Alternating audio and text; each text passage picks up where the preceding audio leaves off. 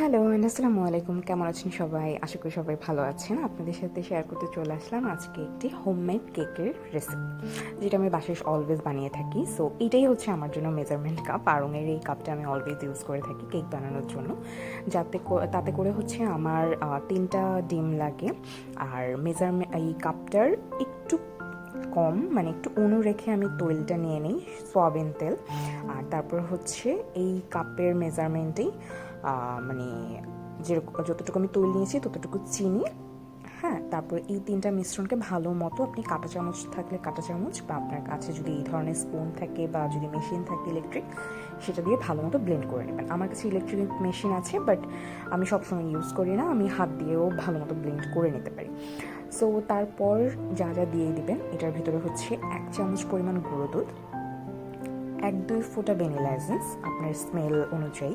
আর আমি যেহেতু চকলেট কালারটা আমার পছন্দ, তাই আমি হচ্ছে কোকো পাউডার ইউজ করবো এখানে, high cocoa powder.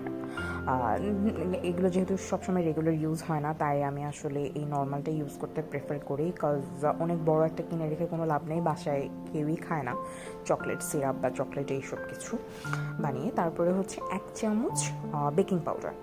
Without baking powder আপনার কেক পসিবল না, যেমন উইদাউট কর্নফ্লাওয়ার পুরো ইম্পসিবল না। তারপর হচ্ছে আমার এই পাত্রটাতে আমার সুন্দর 3টা ডিমে, এটা মেজারমেন্টটা খুব ভালো হয়। যারা কেক বানিয়ে থাকেন এই ধরনের পাত্র সবার বাসায় কম বেশি থাকবে, বা কিনতে চাইলেও আপনার স্টিলের যে কোনো দোকানে এই ধরনেরটা পেয়ে যাবেন। তো ভালো মতো বাটারটা আপনাদের করে, আমি দেখলেন তো চুলায় কি প্রসেসে আমি এটাকে বসিয়েছিলাম, যদিও ক্লিপগুলো খুবই অল্প নেওয়া। তারপর যদি আপনাদের কারো আরও ডিটেলসে ভিডিও প্রয়োজন হয় আমাকে বলবেন, আমি অবশ্যই শেয়ার করব।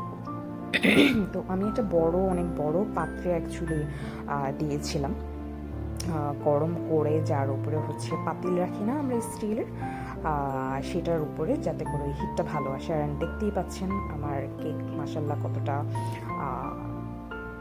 কি বলে ফুলেছে, বা ভিতরটা খুব ভালো মতো হয়েছে। যে আমি একটু খেয়েও দেখাচ্ছি যে হ্যাঁ দেখুন ভিতরটা কতটা সফট হয়েছে এবং ফুলেছে বেশ ভালো। Anyways, thank you for watching and আসসালামু আলাইকুম।